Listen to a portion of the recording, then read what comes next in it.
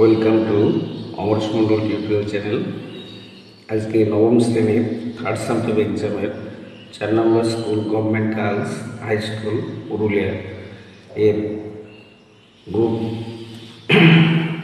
এর 3-এর যে কোয়েশ্চেন বড়গুলো সেগুলো উত্তর করতে পারছি। এখানে সিডি নেই। তার আগে বলি যারা চ্যানেল নতুন অবশ্যই চ্যানেলটি সাবস্ক্রাইব করবে এবং ভিডিওটি ভালো লাগলে অবশ্যই লাইক এবং শেয়ার করবে।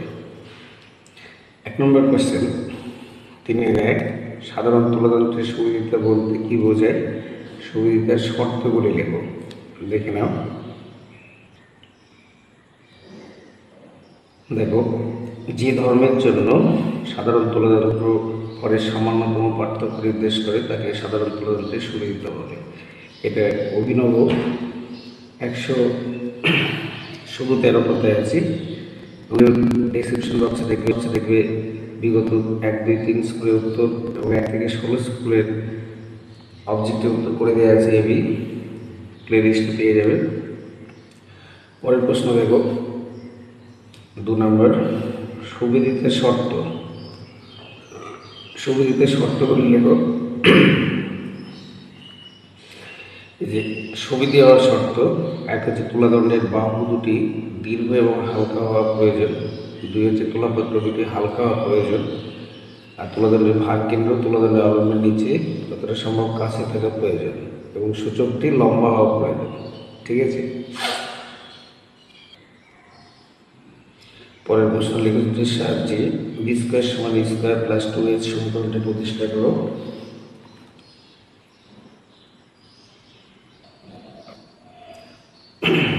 অভিনব 28 পাতা। এখান থেকে এবং এটা হচ্ছে লেখচিত্র। অভিনব 28 পাতায় আছে। বি স্কোয়ার সমান এ স্কোয়ার প্লাস 2h। এছাড়া এই পর্যন্ত লিখবে। দেখতে পাচ্ছ বি স্কোয়ার সমান এ স্কোয়ার প্লাস 2h। ঠিক আছে। 3 নম্বর, বৃত্তীয় গতি এবং ঘূর্ণন গতির মধ্যে একটি পার্থক্য লেখো। দেখে নাও। সহায়িকা রায়ান মার্টিন 46 পাতায় আছে। দেখতে পাচ্ছ সংজ্ঞা আছে। গতিপথের প্রকৃতি এরকম যে কোনো একটা লিখে নেবে। 46। পরের কোশ্চেন, অসমদ্রুতি কাকে বলে? অসমদ্রুতি কাকে বলে? অসমদ্রুতি সরল বা কক্ষপথে কোনো গতিশীল বস্তুকণা যদি সমান সময়ের ব্যবধানে সমান দূরত্ব অতিক্রম না করে তবে বস্তুকণার দ্রুতিকে বলা হয় অসমদ্রুতি।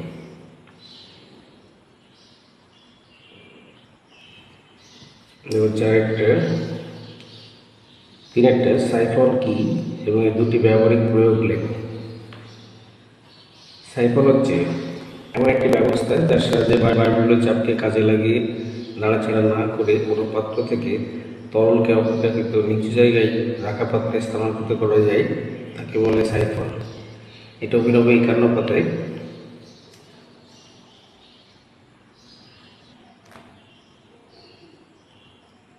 তারপর দেখো সাইফনের ব্যবহারিক প্রয়োগ।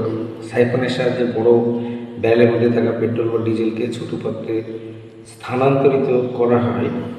আর শৌচাগারের সহযোগে ফ্লাশে সাইফন ব্যবহার হয়। এই দুটো পয়েন্ট লিখে দেবে।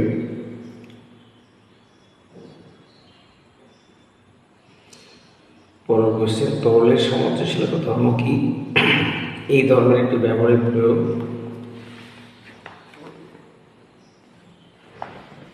এই যে দেখতে পাচ্ছ তরলের সমুচ্চশীলতা ধর্ম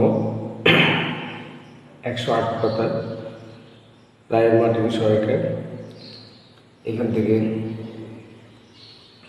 এই পর্যন্ত লিখে দেবে। স্ক্রিনশট নাও।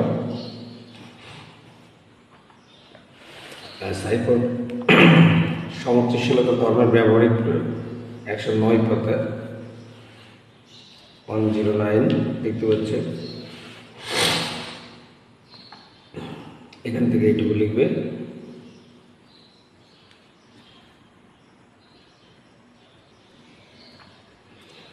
রাবার ও ইস্পাতের মধ্যে কার স্থিতিস্থাপকতা বেশি এবং কেন? দেখে নাও, সমদৈর্ঘ্য প্রস্থচ্ছেদযুক্ত রাবার এবং ইস্পাতের মধ্যে সমপরিমাণ বিকৃতি সৃষ্টি করতে রাবার অপেক্ষা ইস্পাতে অধিক বল প্রয়োগ, অর্থাৎ ইস্পাতের পীড়ন অনেক বেশি হয়। রাবার অপেক্ষা ইস্পাত বেশি স্থিতিস্থাপক। এটা খুব ইম্পর্টেন্ট কোশ্চেন। পরের প্রশ্ন, বলের বিরুদ্ধে কার্যটি একটি উদাহরণ দেওয়া। ওয়ার্ক ডান এগেনস্ট ফোর্স, বলের বিরুদ্ধে কার্য। এটা 133 পাতায় আছে। অভিনব, বস্তুর উপর বল প্রয়োগে বস্তুটির সরল উপযুক্ত বলের অভিমুখে বিপরীতে হলে তাকে বলের বিরুদ্ধে কার্য বলে। দিয়ে একটি উদাহরণ দেওয়া আছে, একটি বস্তুকে ভূপৃষ্ঠ উপরে উঠালে অভিকর্ষ বল নিচের দিকে ক্রিয়া করে, সরল তার বিপরীতে ঘটে। এক্ষেত্রে অভিকর্ষ বলের বিরুদ্ধে কার্য করা হয়। 5 নম্বর, ক্যালোরিমিতির মূলনীতি এবং এটার প্রযোজ্য শর্ত।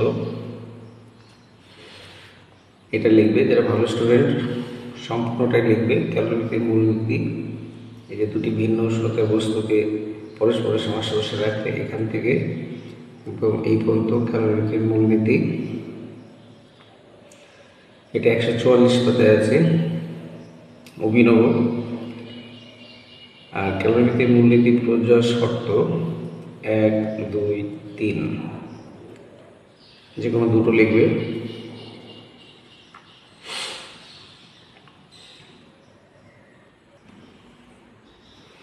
পরের প্রশ্ন, প্রতিধ্বনি কাকে বলে এবং স্বর কি? প্রতিধ্বনি হচ্ছে এই যে কোনো উৎস থেকে উৎপন্ন শব্দ দূরবর্তী বিস্তৃত প্রতিফলকে প্রতিফলিত হয়ে মূল শব্দ থেকে পৃথকভাবে শ্রোতার কানে পৌঁছায়। এই প্রতিফলিত শব্দকে মূল শব্দের প্রতিধ্বনি বলে।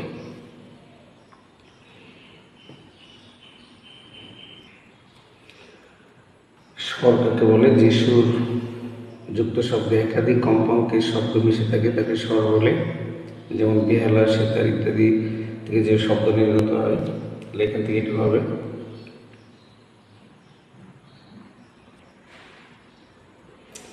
4-1, সোনার কি? শ্রুতিগোচর শব্দ কি এবং শ্রবণাত্মক শব্দের একটি ব্যবহারিক প্রয়োগ। সোনারের প্রণাম হচ্ছে সাউন্ড নেভিগেশন অ্যান্ড রেঞ্জিং। সোনার একটি যন্ত্র বা ব্যবস্থা যার সাহায্যে শব্দতর তরঙ্গের প্রতিফলনকে ব্যবহার করে সমুদ্রের জলের মধ্যে থাকা বস্তু, যেমন জাহাজের ধ্বংসাবশেষ, মাছের ঝাঁক, সাবমেরিন, ডুবো পাহাড়ের অস্তিত্ব জানা যায়। এটা 162-63 পাতা পেয়ে যাবে। পরের প্রশ্ন, শ্রুতিগোচর শব্দ কি? শ্রুতিগোচর শব্দ হচ্ছে কোনো শব্দ উৎসের কম্পন সেকেন্ডে 20 থেকে 20,000 বারের মধ্যে হলে সেই উৎস থেকে উৎপন্ন শব্দকে শ্রুতিগোচর শব্দ বলে। আর পরের কোশ্চেন, শ্রবণোত্তর শব্দের বা শব্দোত্তর শব্দের ব্যবহারিক প্রয়োগ। এখান থেকে এটুকু লিখবে। আলট্রাসোনোগ্রাফিতে ব্যবহার করা হয়। তারপরে জীবাণু, ব্যাকটেরিয়ার উপর ক্রিয়া করতে ব্যবহার হয়। বাদুড় ও তিমির গতিপথ নিয়ন্ত্রণে, পেজ নম্বর 162, এখান থেকে পেয়ে যাবে। দেখো 2 নম্বর, 150 গ্রাম জলের তাপমাত্রা 30 ডিগ্রি সি থেকে স্ফুটনাঙ্কে নিয়ে যেতে গেলে কি পরিমাণ তাপের প্রয়োজন? এখানে জলের ভর দিয়েছে m সমান 30 গ্রাম, আর উষ্ণতা বৃদ্ধি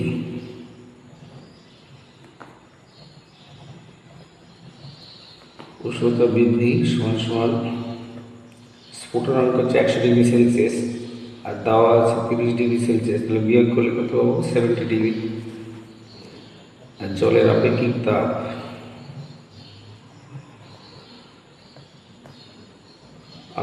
হচ্ছে 1।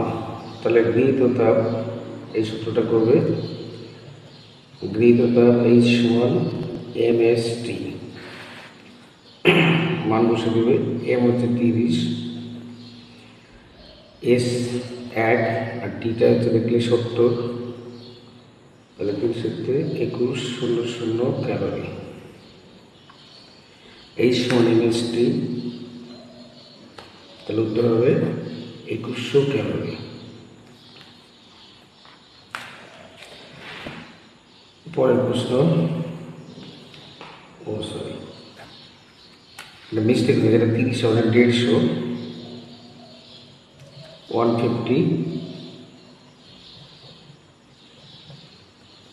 150 হবে, তাহলে এটা গুণ করলে হবে 7×105, 7×105 1600। সরি, জলের ভর হবে 150 গ্রাম, উষ্ণতা বৃদ্ধি হচ্ছে 70 ডিগ্রি সেলসিয়াস, জলের অপেক্ষা হবে 1, গৃহীত হবে এস সমান এমএসটি, এম হচ্ছে 150, 170, 7×105 00, তাহলে 10,500 ক্যালোরি আছে। আর্দ্রতা বলতে কি বোঝায়? একটি নির্দিষ্ট আয়তনের বায়ুতে উপস্থিত জলীয় বাষ্পের পরিমাণ বায়ুর আর্দ্রতা নির্দেশ করে। এটুকু লিখবে এখান থেকে এইটুকু।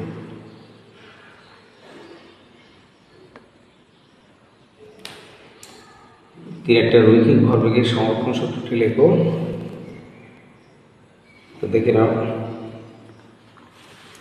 রৈখিক ভরবেগের সংরক্ষণ সূত্র সহায়িকা 93 পেজ 93 পদে আছে। এখান থেকে এইটুকু লিখে দেবে।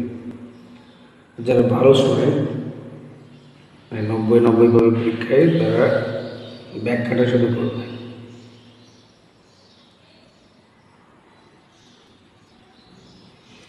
দেখো, দুটো বস্তু রৈখিক ভরবেগ সমান, কিন্তু ভরের অনুপাত 2:3, তাহলে গতিশক্তির অনুপাত কত হবে?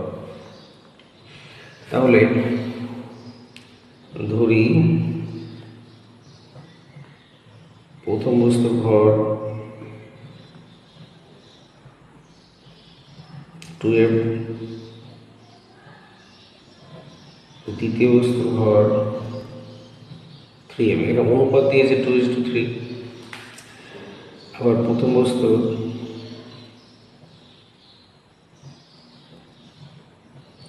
বস্তুর বেগ ধরে নিলাম v1, দ্বিতীয় বস্তুর বেগ ধরে নিলাম v2। এখানে বলেছে বেগ রৈখিক ভরবেগ সমান, তাহলে শর্তে মানে ভরবেগ সমান, তাহলে প্রথমটার ভরবেগ হচ্ছে ভর 2m, বেগ হচ্ছে v1, দ্বিতীয়টার ভর হচ্ছে 3m ইন্টু v2।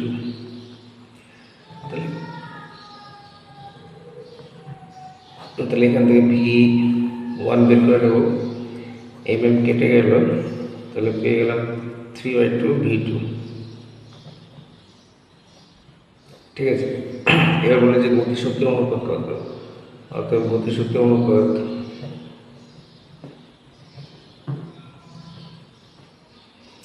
E1 যদি প্রাথমিক বস্তুর প্রথম বস্তু গতিশক্তি যদি E1 হয়, দ্বিতীয় বস্তু E2 সমান সমান ½ m²। m হচ্ছে প্রথম বস্তুর ভর 2m আর বেগ হচ্ছে v1² by ½ × 3m into v2²। দেখো, প্রথম বস্তুর ভর হচ্ছে 2m, দ্বিতীয় বস্তুর ভর 3m, বেগ v1 আর v2, তাহলে সূত্র হচ্ছে ½ mv²। লিখে দিই, যেহেতু E সমান ½ mv², ঠিক আছে, এখানে মান বসে দিয়েছি, ½ কেটে গেল, তাহলে পেলাম 2 ইন্টু v1 এর মানটা বসে দিচ্ছি 3/2 v2, 3/2 v2² বাই এখানে থাকছে 3/2 v2², তাহলে সমান সমান 2 ইন্টু 3/2 v2 ইন্টু 3/2 v2, আর নিচে থাকছে 3/2 v2²। 3/2 কেটে গেল, এটা কাটলাম, এটা শুধু কেটে গেল, 2 কেটে যাচ্ছে,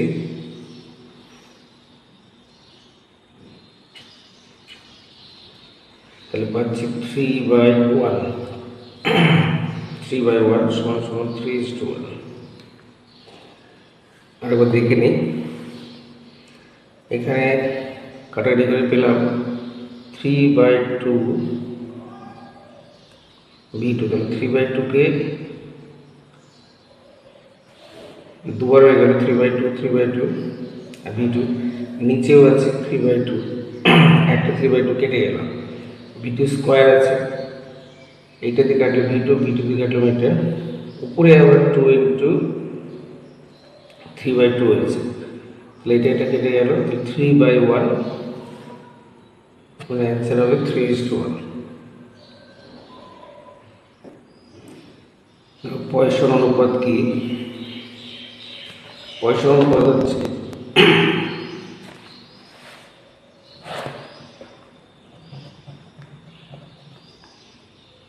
পয়সন অনুপাত পার্শ্বীয় বিকৃতি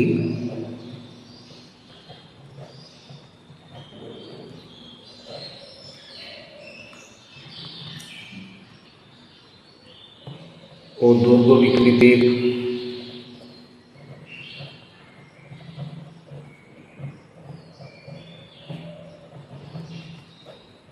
অনুপাতকে পয়সন অনুপাত বলে।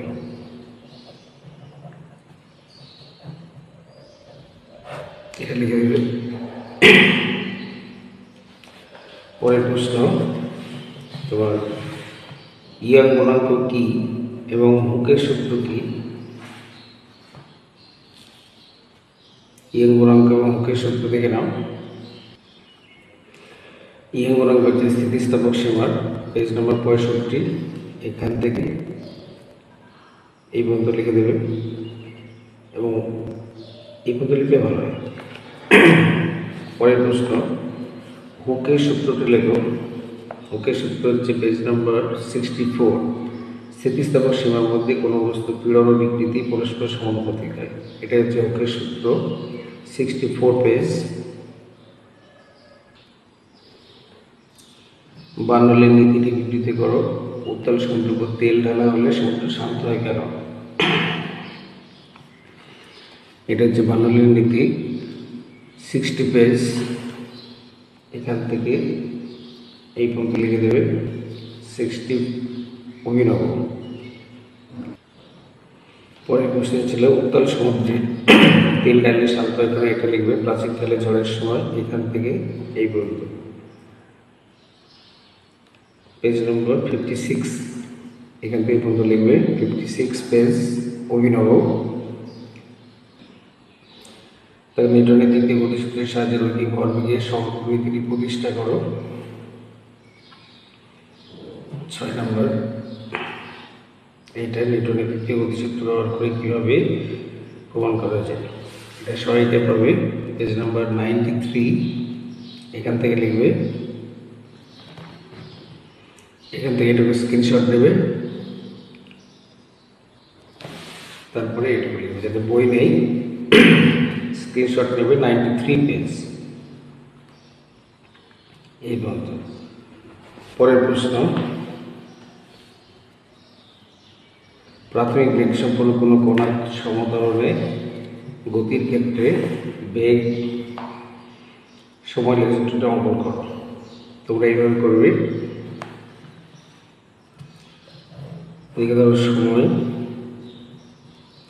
0 সেকেন্ড, 1 সেকেন্ড, 2, 3, 4, 5, 6,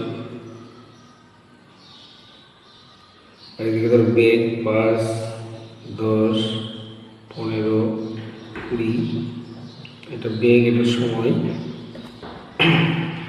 তাহলে কিটা প্রাথমিক বেগ,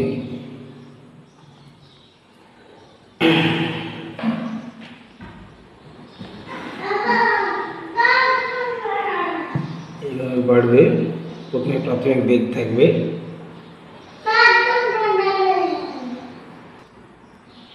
এখানে সময়ের সাপেক্ষে বেগ বাড়ছে, কিন্তু এটা প্রাথমিক বেগ, এটা হচ্ছে প্রাথমিক বেগ। এখানে টি দিয়ে দেবে, এটা এক্স অক্ষ, এটা ওয়াই অক্ষ।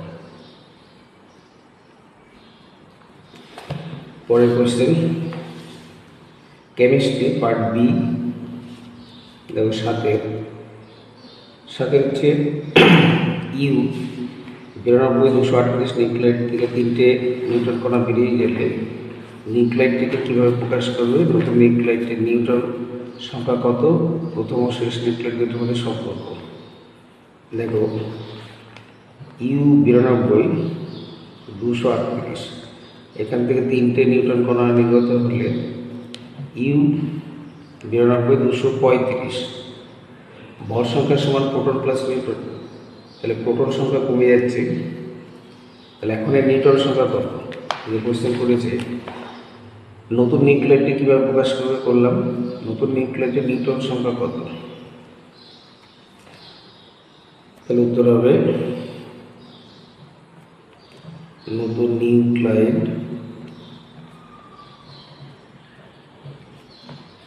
নিউক্লিয়ারটির নিউট্রন সংখ্যা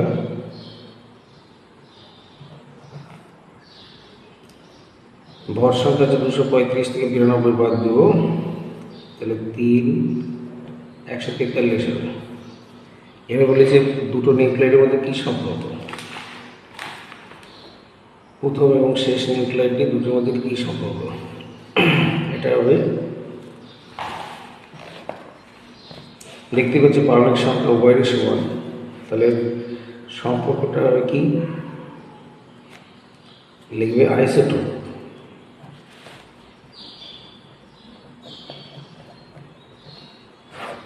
সম্পর্ক হচ্ছে আইসোটোপ। পরের প্রশ্ন ক্লোরিনের পরমাণু ক্রমাঙ্ক 17, একক ঋণাত্মক আধানযুক্ত ক্লোরাইডটি আয়ন ইলেকট্রনিক বিন্যাস উল্লেখ করো। তাহলে chlorine Cl minus ion electronic বিন্যাস, দেখো Cl পরমাণু সংখ্যা 17, তাহলে ইলেকট্রনিক বিন্যাস কী হবে? ইলেকট্রনিক বিন্যাস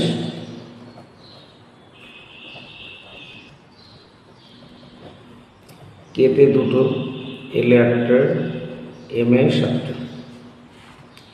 এবার Cl পরমাণু যদি একটা ইলেকট্রন গ্রহণ করে তাহলে কী হবে? Cl মাইনাস, তাহলে Cl মাইনাস এর ইলেকট্রন বিন্যাস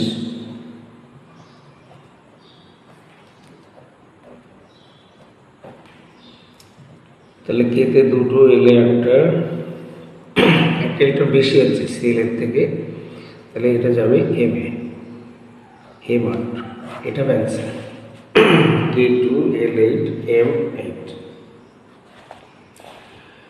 11 গ্রাম কার্বন ডাইঅক্সাইডের এসটিপিতে আয়তন কত? দেখো CO2 এর গ্রাম আণবিক ভর কত? গ্রাম আণবিক ভর কার্বনের 12, অক্সিজেনের 2 গুণ 16, তাহলে 44 গ্রাম। বলেছে এসটিপিতে 11 গ্রাম CO2 আয়তন।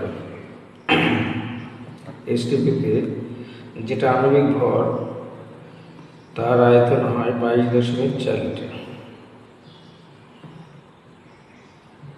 তাহলে 1 গ্রামে কত, 11 গ্রামে কত? আয়তন বের করতে হবে। তাহলে এটাকে আমরা 44 দিয়ে ভাগ করব, এটা দিয়ে কাটলাম 4 দিয়ে পুরোটাকে ভাগ করবো 5.6 লিটার। 5.6 লিটার। পরের কোশ্চেন 4.5 গ্রাম জলে অণুর সংখ্যা কত? জলের আণবিক ভর, জলের সংখ্যা হচ্ছে H2O, আণবিক ভর হচ্ছে 2 + 16 = 18 গ্রাম। তাহলে 18 গ্রাম জলে অণুর সংখ্যা হবে অ্যাভোগাড্রো সংখ্যা, কারণ যেটা আণবিক ভর তারই আয়তন 22.4 লিটার, অণুর সংখ্যা হয় অ্যাভোগাড্রোর সংখ্যা 6.022 × 10⁻23। তাহলে 1 গ্রাম আর চেয়েছে 4.5 গ্রাম, 4.5।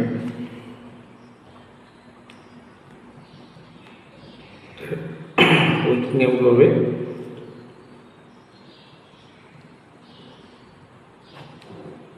বাই 18 সমান সমান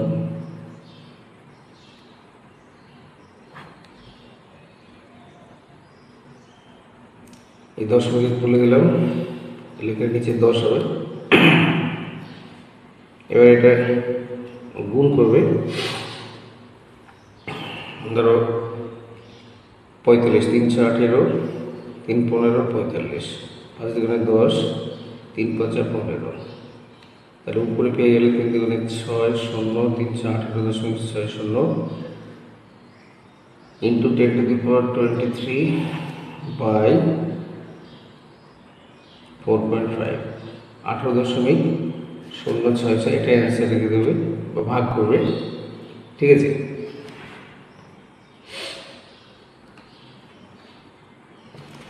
পরের প্রশ্ন দেখো, গ্রাম আণবিক ভর কাকে বলে? গ্রাম আণবিক ভর কাকে বলে দেখে নাও। কোনো পদার্থের গ্রাম এককে প্রকাশিত আণবিক ভরকে পদ্ধতি গ্রাম আণবিক ভর বলে। এটা হবে অ্যান্সার।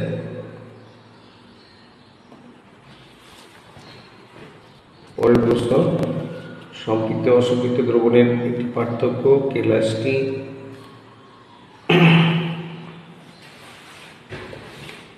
পার্থক্যটি দেখে নাও। এই যে সম্পৃক্ত অসম্পৃক্ত দ্রবণের পার্থক্য, পেজ নাম্বার 259, এখানে পেয়ে যাবে 259 পাতা। পরের প্রশ্ন দেখো, কেলাস কি? কেলাস হচ্ছে, এখানে পাবে নির্দিষ্ট জ্যামিতিক আকার বিশিষ্ট নির্দিষ্ট সংখ্যক সমতলিক পৃষ্ঠ দ্বারা সীমাবদ্ধ। এখান থেকে এই পর্যন্ত লিখে দেবে, একটা উদাহরণ দেবে দুতে। পরের প্রশ্ন, দ্রাব্যতা কাকে বলে? এটা লিখবে নির্দিষ্ট উষ্ণতায় এখান থেকে এই পর্যন্ত, পেজ নাম্বার 93।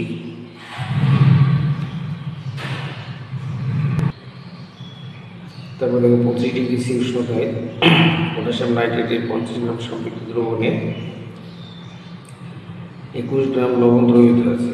তাহলে 25°C পটাশিয়াম নাইট্রেট দ্রাব্যতা কত? এখানে দেখো এইভাবে করবে, দ্রাবের ভর দেওয়া আছে কত? 21 গ্রাম, 21 গ্রাম। দ্রাবকের ভর এখানে বলে যে 50 গ্রাম সম্পৃক্ত দ্রবণ, দ্রবণের মধ্যে দ্রাব প্লাস দ্রাবক দুটোই আছে। তাহলে 50 গ্রাম সম্পৃক্ত দ্রবণের লবণ আছে 21, তাহলে দ্রাবকের ভর কত হবে? 50 - 21, তাহলে 29 গ্রাম। তাহলে দ্রাব্যতার সমান দ্রাবের ভর বাই দ্রাবকের ভর ইন্টু 100। তাহলে দ্রাবের ভর হচ্ছে 21 আর দ্রাবকের ভর হচ্ছে 29 ইন্টু 100। এটা 2100 বাই 29 করবে, অ্যান্সার পেয়ে যাবে। এর কোনো একক থাকবে না।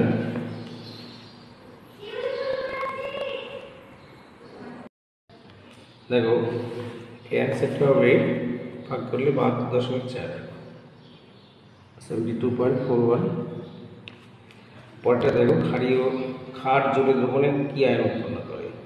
ক্ষার হচ্ছে হাইড্রক্সিল OH মাইনাস আয়ন, ধরো NaOH, সোডিয়াম হাইড্রক্সাইড। এটা জলীয় দ্রবণে আয়ন ভিতরে কী দেবে? Na plus plus OH minus, তাহলে অ্যানায়ন রূপে OH মাইনাস। ঠিক আছে, তাহলে OH মাইনাস। গাঢ় উষ্ণ গাঢ় নাইট্রিক অ্যাসিডের সাথে কপারের বিক্রিয়ায় সমীকরণটি লেখো। তো দেখে নাও, এটা লিখে দেবে লাস্টেরটা, উত্তপ্ত গাঢ় নাইট্রিক অ্যাসিড, এই যে C+4HNO3, CnO3 2, 2NO2 + 2H2। ঠিক আছে, পরের কোশ্চেন, একটি আম্লিক লবণ, এটা তুমি sodium bicarbonate NaHCl3, sodium bicarbonate এটা লিখে দিলে। আর ক্ষারকীয় লবণ PbOCl, ক্ষারকীয় লেড ক্লোরাইড, ক্ষারকীয় লেড ক্লোরাইড, এগুলো তোমরা বই পেয়ে যাবে। আংশিক পাতল লবণের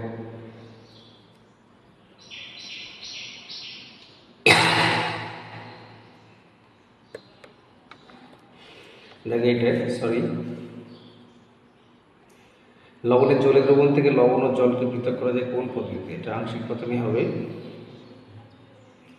এটা পাতন হবে।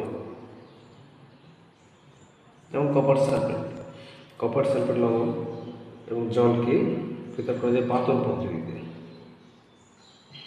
তো ভিডিওটি ভালো লাগলে অবশ্যই লাইক এবং শেয়ার করবে। যারা চ্যানেলে নতুন অবশ্যই চ্যানেলটি সাবস্ক্রাইব করবে এবং এই ভিডিও ডেসক্রিপশন বক্সে দেখবে স্কুল 1, 2, 3 বড় কোয়েশ্চেন গ্রুপ সিডি, এছাড়া তোমার 1 থেকে শুরু করে স্কুলের অবজেক্টিভ উত্তর করে দেওয়া আছে, দেখে নেবে।